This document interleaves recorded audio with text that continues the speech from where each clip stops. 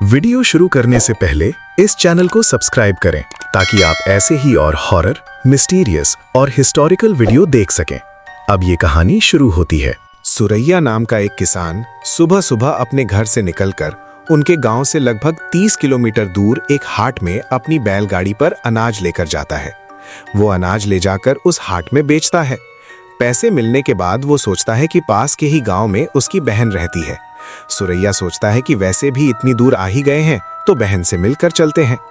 फिर उस हाट में सारा अनाज बेचने के बाद वो वहां से 5 किलोमीटर दूर अपनी बहन के गांव चला जाता है। वहां जाकर वो अपनी बहन से बातें करते हुए वहीं रुक जाता है। फिर उसके जीजा जी और बाकी सब भी आ जाते हैं और वे सब बातें करते हुए वहीं रहते हैं। बहन पूछती है, भैया कहाँ आए हो? तो सुरैया कहता है, थोड़ा अनाज था, उसे बेचकर आया हूँ। सोचा जब इतनी दूर आ ही गया हूँ तो एक बार तुमसे मिलकर जाऊं। इस पर बहन कहती है, ये क्या भैया, ऐसे कैसे बात कर रहे हो? ये तुम्हारी बहन का घर है, तुम कभी भी आ सकते हो, कभी भी जा सकते हो। तुम्हें देखे हुए कितने दिन हो गए भैया, मैंने ही सोचा था कि आऊं। बसें ठीक से नहीं चलती, कभी कभार कोई बस आती है। मैंने और तुम्हारे जीजा जी ने सोचा था कि बैलगाड़ी पर आए। देखो इसी बीच तुम ही आ गए भैया। आज रात यहीं रुक जाओ और सुबह चले जाना भैया। बहन कहती है, ठीक है बहन, मैं तुम्हारी भाभी को भी आते समय बता कर आया था कि अगर गया तो अपनी बहन के पास जाऊंगा। तुम घर का ध्यान रखना और बच्चों को संभालना, सुरैया कहता है। ऐसा कहते ही उसके जीजा जी भी मिलते हैं और पूछते हैं, साले साहब सब ठीक है ना? घर पर बहन और बच्चे सब मजे में हैं? सुरैया बताता है, सब ठीक है जीजा जी। और वे सब ऐसे ही बातें करते रहते हैं। इस तरह समय बीतता जाता है। बैलगाड़ी को घर के सामने पेड़ के पास रोककर बैलों को पेड़ से बांधकर चारा डालते हैं। बैल बहुत अच्छे हैं साले साहब, कब खरीदे? सुरैया के जीजा जी पूछते हैं। 2 महीने हो गए जीजा जी, हमारे गांव के पास वाले हाट से खरीदे हैं। बैल खेती के लिए बहुत काम आएंगे, इसलिए ले लिए। अच्छा काम करते हैं जीजा जी, सुरैया कहता है। हाँ, बैल बहुत अच्छे हैं साले साहब, नजर न लगे। ऐसे वे बातें करते रहते हैं। फिर अंधेरा हो जाता है। चूंकि जीजा साले की खातिरदारी होती है, इसलिए सुरैया के जीजा जी जाकर 2 क्वार्टर शराब की बोतलें ले आते हैं। उनके लाने के बाद घर में देसी मुर्गे का मीट, चिकन बनाकर वे अच्छे से पार्टी करते हैं। उस दिन वो अपनी बहन और भांजे भांजियों के साथ खेलते हुए ऐसे ही समय बिताता है। सुबह हो जाती है। जब भाई कहता है, मैं आज घर जा रहा हूं बहन, तो बहन रोने लगती है। भैया शाम को चले जाना भैया, तब तक यहीं रहो, फिर पता नहीं मैं कब आऊंगी या तुम कब आओगे। बहन के ऐसा कहने पर भाई को भी बहुत प्यार आता है और वो ठीक है बहन कहकर बच्चों के साथ खेलता रहता है। सुरैया के जीजा जी भी वहीं बैठकर इधर उधर की बातें सोचते रहते हैं। उस दिन भी आखिरकार शाम हो गई, लेकिन उन्हें ये नहीं पता था कि उस दिन अमावस्या है, और सुरैया को भी नहीं पता था। घर पर पत्नी और बच्चे सुरैया का इंतजार कर रहे थे। फिर सुरैया शाम को 5 बजे अपनी बहन से कहता है कि वो निकल रहा है। बैलों को पानी पिलाकर, चारा डालकर, बैलगाड़ी की तैयारी करके बैलों को गाड़ी से जोतकर सुरैया गाड़ी पर चढ़ जाता है। जाते समय बाजार में अनाज बेचने से मिले पैसों में से आधे पैसे अपनी बहन को देता है और प्यार से कहता है, बहन इसे अपने खर्चे के लिए रख ले, और गाड़ी पर बैठ जाता है। अपने भाई को जाते देख सुरैया की बहन रोने लगती है। बहन दुखी मत हो, मैं आता जाता रहूंगा। जीजा जी आप भी एक दिन आइए। ऐसा बहन और जीजा जी से कहकर सुरैया गाड़ी हाँकता है। सुरैया की गाड़ी धीरे धीरे सड़क पर उस गांव को पार करते हुए अनाज बेचे गई हाट की दिशा में जा रही है। तब तक काफी शाम हो चुकी थी। सुरैया की आदत थी कि वो रात के समय सफर करते हुए हमेशा लालटेन साथ लेकर जाता था। उसकी गाड़ी में लालटेन थी। जाने से पहले वो उस हाट में पहुंचता है। ये सोचकर कि घर पर बच्चे कुछ खाएंगे, वो हाट में उतरकर बच्चों के लिए जरूरी चीजें लेता है। फिर खुशी खुशी गाड़ी पर चढ़कर दोबारा बैलों को हाँकता है। उस दिन सुरैया अचानक ये सोचता है, क्या बात है, कल परसों ऐसा नहीं था, आज इतना अंधेरा क्यों हो गया है? और गाड़ी में चढ़कर लालटेन जलाकर बैलों को हाँकता है। इस तरह सुरैया गाड़ी पर अकेला ही जा रहा है। सुरैया बहुत हिम्मत वाला है। वो किसी भी खतरे का सामना करने में सबसे आगे रहता है। हालांकि उस हाट से गांव जाने के लिए एक और रास्ता भी है। सुरैया उसी रास्ते को सही मानकर हाट से निकलने से पहले ही तय कर लेता है। फिर बैलगाड़ी उस घने अंधेरे में सड़क के रास्ते पर आगे बढ़ती है। सुरैया गाड़ी में बैठा है। बीच बीच में छोटे छोटे गांव रास्ते में आते हैं। ऐसे 2-3 घंटे के बाद लगभग 15 किलोमीटर की दूरी तय कर लेता है। तब तक रात के 11:30 बज रहे होते हैं। सड़कें ठीक ना होने के कारण वो गाड़ी धीरे ही हाँकता है। ऊपर से अमावस्या का अंधेरा, पूरा रास्ता घने अंधेरे में डूबा हुआ है। केवल उस लालटेन की रोशनी में बैल अपना सफर आगे बढ़ा रहे हैं। चलते चलते सुरैया एक गांव में पहुंचता है। उस गांव में तब तक सड़क किनारे आग जलाकर कुछ बड़े बुजुर्ग बैठे होते हैं। वो सर्दियों का समय था। जैसे ही सुरैया की गाड़ी आती है, गांव के वे बुजुर्ग आपस में बातें करते हैं। कौन है रे जो इतनी रात में गाड़ी पर आ रहा है? सड़क किनारे आग सेक रहे वे लोग कहते हैं, क्या पता, हमें क्या मालूम कौन सा गांव है, लेकिन क्या इसे इस रास्ते के बारे में पता नहीं है? जैसे ही गाड़ी उनकी तरफ आती है, वे लोग उठकर जाते हैं और गाड़ी रोकते हैं। ओ भैया, रोको रोको, कहकर वे सुरैया को गाड़ी रोकने के लिए कहते हैं। क्या हुआ जी, कौन है आप लोग? सुरैया पूछता है। कुछ नहीं, इतनी रात के अंधेले में अकेले जा रहे हो क्या? साथ में कोई नहीं है क्या? वे दोबारा पूछते हैं। कुछ नहीं जी, कल हाट गया था अनाज बेचने, पास ही में मेरी बहन का गांव है, वहां जाकर वापस आने में आज इतना समय लग गया, इसलिए अकेला आ रहा हूं, सुरैया कहता है। सड़क किनारे आग सेक रहे वे सभी बुजुर्ग कहते हैं, वो सब बात तो ठीक है, लेकिन तुम्हारा इस अंधेरे में इस सड़क पर जाना ठीक नहीं है भैया। हम क्यों कह रहे हैं, समझने की कोशिश करो। तब सुरैया को कुछ समझ नहीं आता और वो पूछता है, क्यों जी, ऐसा क्यों कह रहे हैं? कुछ नहीं, 5 किलोमीटर आगे जाने के बाद एक जंगल का इलाका आता है, वहां सड़क पर भूत प्रेत घूमते हैं, ऐसा कहते हैं लोग। हमारे गांव वाले भी डरते हैं, तुम्हारा इस सड़क से जाना ठीक नहीं है। ऐसा कहते ही सुरैया हंस पड़ता है। ये क्या जी, देखने में तो बड़े बुजुर्ग लगते हैं, आप भी मुझे ऐसी बातें बता रहे हैं? मैं इन भूत प्रेतों की बातों पर बिल्कुल ध्यान नहीं देता, मुझे भूतों से कोई डर नहीं लगता। छोटे बच्चों को बताओगे तो वे डरेंगे, मैं नहीं डरता। मुझे जाने दीजिए, वो कहता है। इस पर गांव के वे बुजुर्ग कहते हैं, ओ भैया, हमें तुम्हारा नाम तो नहीं पता, लेकिन जरा संभल कर जाना, कहीं भी गाड़ी मत रोकना। अगर तुमने गाड़ी रोकी तो तुम्हारी गाड़ी में वो भूत चढ़ जाएगा, फिर तुम्हें बहुत परेशानियों का सामना करना पड़ेगा। वे उसे थोड़ी चेतावनी देते हुए बात करते हैं। इस पर सुरैया कहता है, देख लेंगे, जब भूत आएगा तो मैं ही उस भूत से बात कर लूंगा जी, आप लोग गाड़ी के आगे से हट जाइए। ऐसा बोलकर सुरैया सड़क पर आगे चल पड़ता है।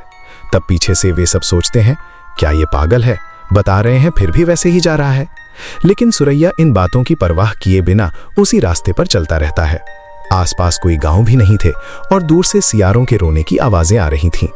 आसपास के पेड़ बहुत डरावने लग रहे थे, लेकिन सुरैया उन लोगों की कही बातों को याद करके हंसता है। क्या सड़क पर जाने से भूत मिलेगा? कैसे डरपोक लोग हैं ये, अगर भूत आ भी गया तो मैं उसे सबक सिखा दूंगा। ऐसा हंसते हुए वो बैलगाड़ी में बैठकर जा रहा है। आग के पास बैठे हुए बुजुर्ग उसी समय आपस में सोचते हैं, बेचारा लड़का जा रहा है, काश संभल कर जाए, अगर कुछ अनहोनी हो गई तो हमें लगेगा कि जानकर भी हम उसे रोक नहीं पाए, सब कुछ ठीक हो, ऐसा वे आग के पास बातें करते रहते हैं। सुरैया जैसे ही गाड़ी पर 5 किलोमीटर आगे पहुंचता है, एक घना जंगली इलाका आ जाता है। वो पूरा इलाका कच्ची सड़क वाला और बहुत ही ज्यादा डरावना होता है। जिधर देखो उधर घना अंधेरा था। आसपास के पेड़ों को देखो तो ऐसा लगता था जैसे निगल जाएंगे, बहुत डरावने लग रहे थे। सुरैया को इन सब बातों से ज्यादा कोई फर्क नहीं पड़ता, क्योंकि वो ऐसी बातों पर कभी ध्यान नहीं देता। वो बस अपने सफर के बारे में सोचता है। आगे देखते हुए बैलों को हाँकता हुआ गाड़ी में बैठकर चुरूट जलाकर पीते हुए जा रहा है। उस दिन अपनी बहन से की गई बातें, अनाज बेचने से आए पैसों को घर के खर्च के लिए कैसे इस्तेमाल करना है, इन सब के बारे में सोचते हुए गाड़ी में बैठकर खुशी खुशी जा रहा है। ऐसे जाते हुए सुरैया को दूर से एक बार फिर सियारों की जोरदार आवाजें सुनाई देती हैं। वे बहुत ही ज्यादा भयानक तरीके से रो रहे थे। सुरैया अचानक से सोचता है, क्या है ये, बिना समय के रो रहे हैं? इन सियारों को कोई काम धंधा नहीं है क्या? इंसान की तरह जन्म लेते तो इन्हें तकलीफें पता चलती। ऐसा कुछ कुछ सोचते हुए गाड़ी में अकेला जा रहा है। जिधर देखो रत्ती भर भी रोशनी नहीं थी। सुरैया को बिल्कुल भी डर नहीं लग रहा था। वो हिम्मत से गाड़ी में बैठकर जा रहा था। दूर सियारों की आवाजें, ऊपर से जंगली इलाका, फिर भी एक ऐसा इंसान जिसे डर का मतलब नहीं पता, गाड़ी में जा रहा है। तभी दूर सामने सड़क पर कोई महिला खड़ी होती है। जैसे ही सुरैया की गाड़ी आती है, वो हाथ आगे करके हिला रही होती है। सुरैया को कुछ समझ नहीं आता। थोड़ा पास जाकर देखता है तो वो एक महिला है। उम्र लगभग 40 साल होगी। वो बालों में फूल लगाए, लाल साड़ी पहने, बड़ी बिंदी लगाए, कमर में पल्लू खोसे हुए खड़ी हाथ हिला रही थी। सुरैया को पहले तो कुछ समझ नहीं आता। वो तुरंत गाड़ी रोकता है। वो महिला सुरैया के पास आकर कहती है, ओ भैया भैया, जरा मुझे आगे वाली बस्ती में छोड़ दोगे? इस पर सुरैया बिना कुछ बोले उसे ऐसे ही देखता रहता है। तुम्हें ही कह रही हूँ भैया, जरा मुझे गाड़ी में बिठा लो, आगे बस्ती में छोड़ दो, तुम्हें पुण्य मिलेगा, वो कहती है। इस पर सुरैया कहता है, वो सब तो ठीक है बहन, लेकिन इतने अंधेरे में इस जंगली रास्ते पर तुम अकेले कैसे जा रही हो? तुम्हारे साथ कोई नहीं है क्या? कहाँ गई थी? तब वो कहती है, ऐसी बात नहीं है भैया, पास की बस्ती में मेरी बहन रहती है। अपनी बहन से मिलकर आने में बहुत समय हो गया, इसी वजह से अंधेरा हो गया। पैदल चलना तो मेरी आदत है, लेकिन बहुत अंधेरा हो गया भैया, बड़ा पुण्य होगा, गाड़ी में बिठा लो। वो दोबारा मिन्नतें करती है। उस पर तरस खाकर सुरैया कहता है, ठीक है बहन, आकर पीछे बैठ जाओ। वैसे इस बीच में बस्ती कहाँ है? वो पूछता है। ऐसा क्यों कह रहे हो भैया? यहाँ से ठीक 5 किलोमीटर आगे जाने पर एक पगडंडी आती है, उस रास्ते पर जाने से हमारी बस्ती आती है। वहाँ आमतौर पर कोई नहीं आता।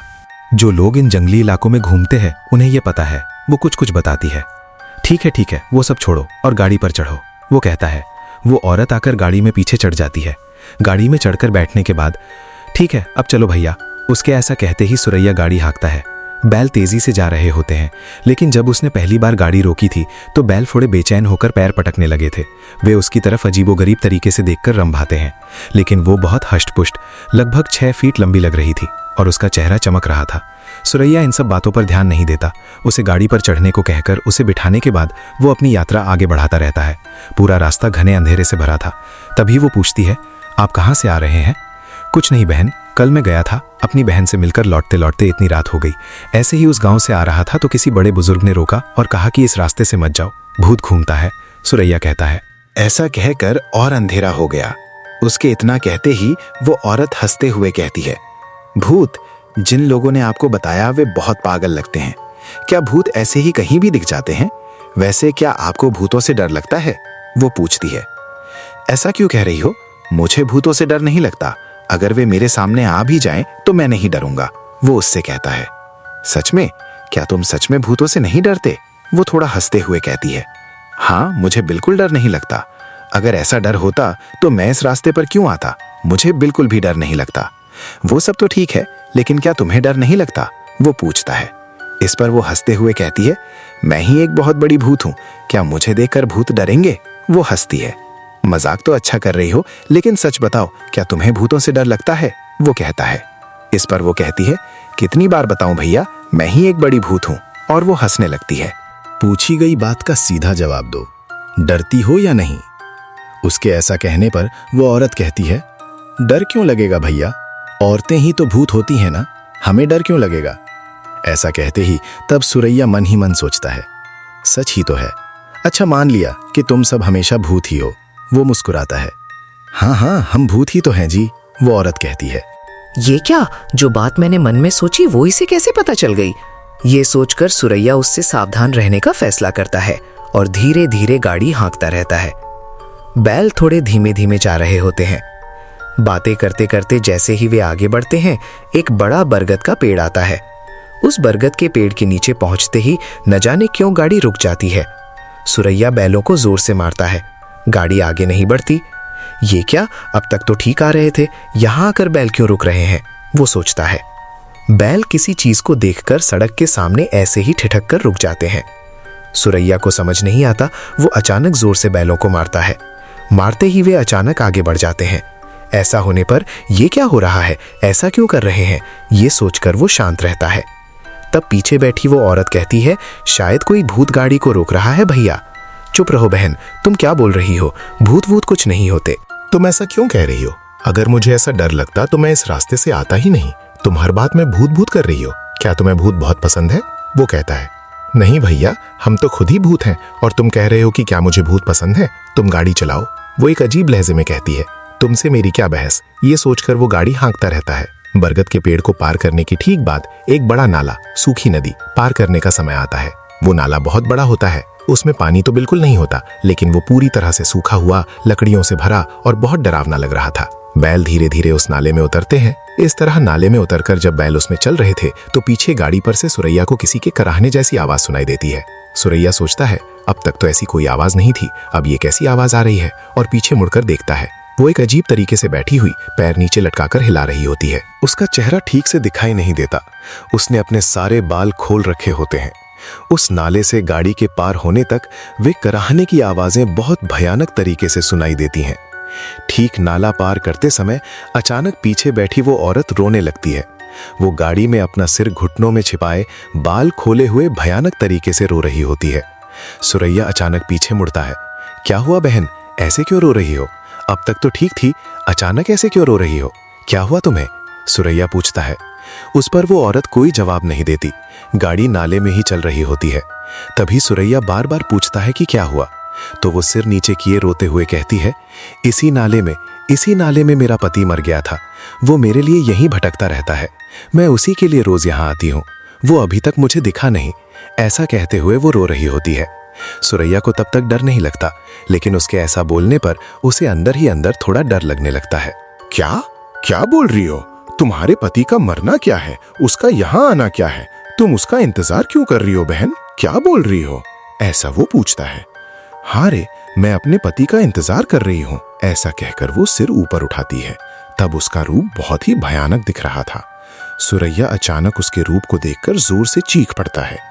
बैल भी जोर से रंभाते हुए आगे भागते हैं। वो एक भयानक पिशाचिनी थी जिसकी आंखें बाहर निकली हुई थीं, जीभ बहुत लंबी बाहर लटकी हुई थी और पूरा चेहरा सफेद और डरावना था। वो सुरैया से कह रही होती है, यहीं मेरा पति मर गया था, मैं उसी के लिए आई हूं। देखते ही देखते वो सुरैया को ही अपना पति समझकर कहती है, तुम ही मेरे पति हो, तुम मेरे साथ चलो, हम दोनों साथ चलेंगे, गाड़ी पीछे मोड़ो। सुरैया को कुछ समझ नहीं आता। जिसे डर का मतलब नहीं पता था, वो तब से थर थर कांप रहा होता है। वो बहुत ही ज्यादा विभत्स दिख रही थी। वो चिल्ला नहीं पाता, बोल नहीं पाता, लेकिन बाहर से हिम्मत का दिखावा करते हुए कहता है, तुम एक जवान औरत हो, मेरी गाड़ी में चढ़कर ऐसे कैसे बदल गई? क्या तुम्हें मेरी ही गाड़ी मिली थी? पहले नीचे उतरो। वो कहता है, कहाँ उतरूं रे? मैं तेरी गाड़ी में चढ़ी हूं तेरे पीछे आने के लिए, नीचे उतर कर जाने के लिए नहीं। तू मेरा पति है, तू मेरे साथ ही आ। ऐसा कहकर वो सुरैया की तरफ देखकर भयानक तरीके से चीख रही होती है। वो धीरे धीरे रेंगते हुए आगे आती है जहां सुरैया बैठा होता है। वो अपने दोनों हाथ नीचे टिकाकर धीरे धीरे रेंगते हुए आ रही होती है। सुरैया का डर बढ़ जाता है। पास मत आ, जा, मैं तेरे हाथ जोड़ता हूं, वो कहता है, लेकिन वो अजीब तरीके से हंस रही होती है। उस रास्ते पर सुरैया, भूत और गाड़ी के अलावा कोई नहीं था। मदद करने वाला कोई भी इंसान नहीं था। तब वो सोचता है कि क्या उसने उन बड़े बुजुर्गों की बात न मानकर गलती कर दी। उसके पूरे शरीर से पसीना छूटने लगता है, लेकिन सुरैया को यह अच्छे से पता था कि भूत से कैसे बचना है। वो सुरैया के पास आती है और उसका हाथ जोर से पकड़ लेती है। वो उसे गाड़ी से नीचे खींचने की कोशिश कर रही होती है, लेकिन सुरैया बैलों की लगाम कसकर पकड़े रहता है और बैलों को हाँकता रहता है। गाड़ी नाले को पार करके सड़क पर चढ़ जाती है। सुरैया हिम्मत करके, भले ही उसने हाथ पकड़ा हुआ था और उसका पूरा शरीर कांप रहा था, किसी भी तरह इससे बचने का इरादा करके अपने मन में डर को दबाए हुए, उसके चेहरे को देखकर डरते हुए भी उसे अचानक पुराने समय में अपने दादा परदादा की कही बातें याद आती हैं। कभी भी आधी रात हो या चिलचिलाती दोपहर, जब बैलगाड़ी पर अकेले जा रहे हों और भूत प्रेत पीछे पड़ जाएं या सामने आ जाएं, तो उन भूतों से बचने के लिए गालियां देनी चाहिए। गंदी गंदी गालियां देंगे तभी वे हमारे पास नहीं आएंगे और चले जाएंगे। अपने दादा परदादाओं की ये बातें उसे याद आती हैं। वैसे तो सुरैया को तब तक एक भी गाली नहीं आती थी, लेकिन उस वक्त जिंदा रहना था तो गंदी भाषा बोलनी ही थी। तब वो उस भूत को बहुत गंदी गंदी गालियां देने लगता है। जब वो ऐसे गालियां दे रहा होता है तो वो भूत भयानक तरीके से गुर्राते हुए कहती है, रोक रे, क्यों गालियां दे रहा है, रोक। लेकिन सुरैया बिना रुके उसे गालियां देता रहता है। उन गालियों को बर्दाश्त ना कर पाने के कारण वो भूत पीछे हटने लगती है। ऐसे हटते हटते आखिरकार वो गाड़ी से नीचे कूद जाती है। क्या रे, मुझे इतनी गालियां दे रहा है, जैसे ही तू बोलना बंद करेगा मैं तेरी जीभ फाड़ दूंगी। ऐसा कहते हुए वो पीछे पीछे आ रही होती है। सुरैया बिना अपनी आवाज रोके गालियां देता रहता है और बैलों को जोर से हाँकता रहता है। ऐसे हाँकते हाँकते लगभग 2 किलोमीटर दूर पहुंचने पर उसे एक नीम के पेड़ के नीचे एक पोचम्मा माट देवी का मंदिर दिखाई देता है। सुरैया बिना कुछ सोचे बैलों को जोर से हाँकते हुए गाड़ी को तेजी से उस मंदिर के सामने ले जाकर रोकता है। वो भूत वहां तक आकर रुक जाती है। सुरैया बच गया रे भगवान सोचकर गाड़ी से नीचे कूदता है और उस पोचम्मा माँ के मंदिर के सामने जाकर बैठ जाता है। वो भूत गाड़ी से दूर खड़ी होकर सुरैया का इंतजार कर रही होती है, लेकिन जब तक वो नहीं जाती तब तक यहाँ से नहीं जाना है, इस इरादे से वो वहीं डरा हुआ बैठा रहता है। उस भूत ने कितनी भी कोशिश की लेकिन वो गई नहीं। ऐसा लग रहा था कि जब तक सुरैया वहां से नहीं जाएगा वो भी नहीं जाएगी, और वो गाड़ी के पीछे ही बैठी रही। ऐसे थोड़ी देर बैठे रहने के बाद भी जब वो भूत नहीं हिली तो सुरैया को बहुत डर लगने लगता है। जो होगा सो होगा, जब तक इस माँ की रक्षा मेरे साथ है मुझे कुछ नहीं होगा। ये सोचकर वो वहीं रखा थोड़ा कुमकुम अपने शरीर और माथे पर लगा लेता है। वो कुमकुम लाकर बैलों के ऊपर भी डाल देता है। जैसे ही वो गाड़ी पर कुमकुम छिड़कता है वो भूत उछलकर बहुत दूर जा गिरती है। सुरैया गाड़ी पर चढ़ता है और गाड़ी को तेजी से हाँकता है। वो भूत पीछे तो पड़ती है लेकिन गाड़ी को छू नहीं पाती। सुरैया माँ के आशीर्वाद से आखिरकार आधी रात को ही अपने घर पहुंच जाता है। बाद में वो सारी घटना अपनी पत्नी को बताता है और बहुत डर जाता है। उसने फिर कभी ऐसी कोशिश नहीं की। तो ये कहानी आपको कैसी लगी कमेंट में बताइए। एक और कहानी के साथ मैं फिर आपके सामने आऊंगा। तब तक के लिए विदा। जय हिंद। अगर आपको ये वीडियो अब तक पसंद आया है तो इसे लाइक करें और वीडियो देखने के लिए इस चैनल को सब्सक्राइब करें।